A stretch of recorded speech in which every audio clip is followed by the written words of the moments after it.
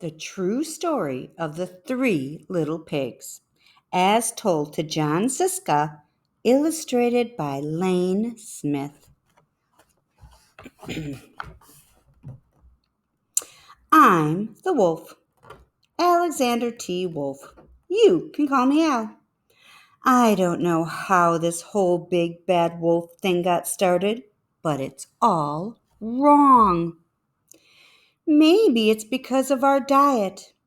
Hey, it's not my fault wolves eat cute little animals like bunnies and sheep and pigs. That's just the way we are. If cheeseburgers were cute, folks would probably think you were big and bad too.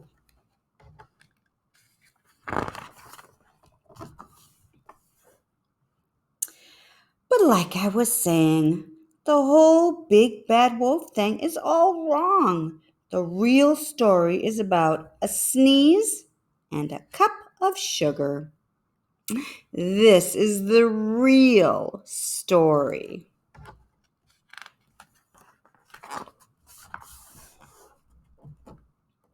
Way back in Once Upon a Time, I was making a birthday cake for my dear old granny. I had a terrible sneezing cold, and I ran out of sugar.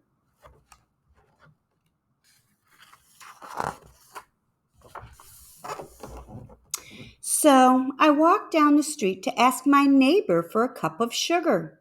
Now, this neighbor was a pig, and he wasn't too bright either. He had built his whole house out of straw. Can you believe it? I mean, who in his right mind would build a house of straw?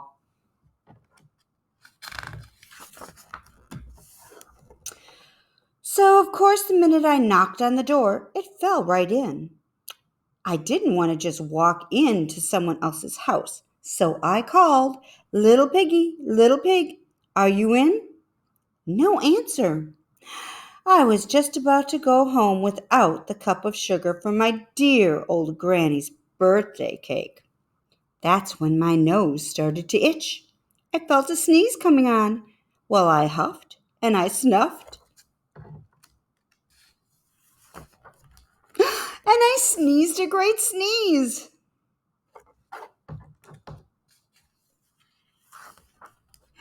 And you know what? The whole straw house fell down, and right in the middle of the pile of straw was the first little pig, dead as a doornail. He had been home the whole time. It seemed like a shame to leave a perfectly good ham dinner lying there in the straw, so I ate it up. Think of it as a big cheeseburger just lying there. I was feeling a little better, but I still didn't have my cup of sugar, so I went to the next neighbor's house. This neighbor was the first little pig's brother. He was a little smarter, but not much. He had built his house of sticks. I rang the bell on the stick house. Nobody answered. I called, Mr. Pig, are you in?"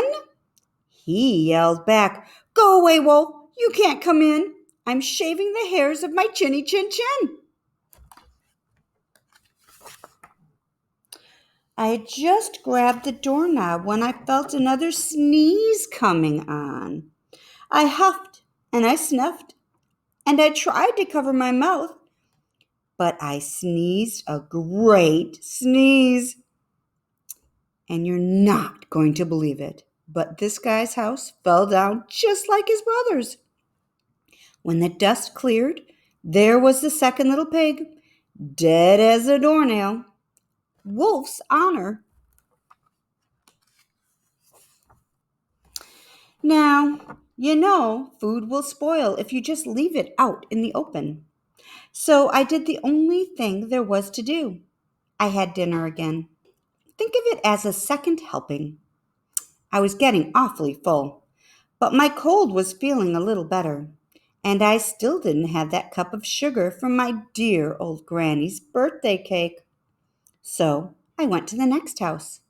This guy was the first and second little pig's brother. He must have been the brains of the family. He had built his house of bricks. I knocked on the brick house. No answer. I called, Mr. Pig, Mr. Pig, are you in? And do you know what that rude little porker answered? Get out of here, Wolf! Don't bother me again!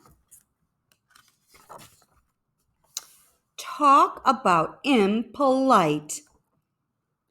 He probably had a whole sack full of sugar, and he wouldn't give me even one little cup for my dear sweet old granny's birthday cake. What a pig!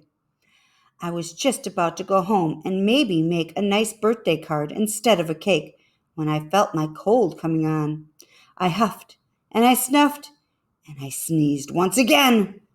Then the third little pig yelled, "And your old granny can sit on a pin!" Ah. Now, I'm usually a pretty calm fellow, but when somebody talks about my granny like that, I go a little crazy. When the cops drove up, of course I was trying to break down the pig's door, and the whole time I was huffing and puffing and sneezing and making a real scene.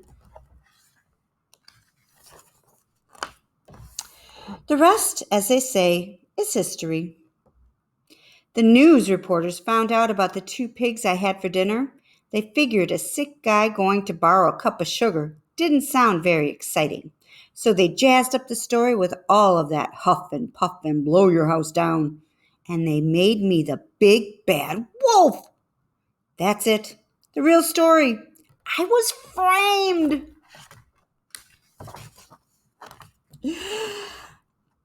But maybe you could loan me a cup of sugar.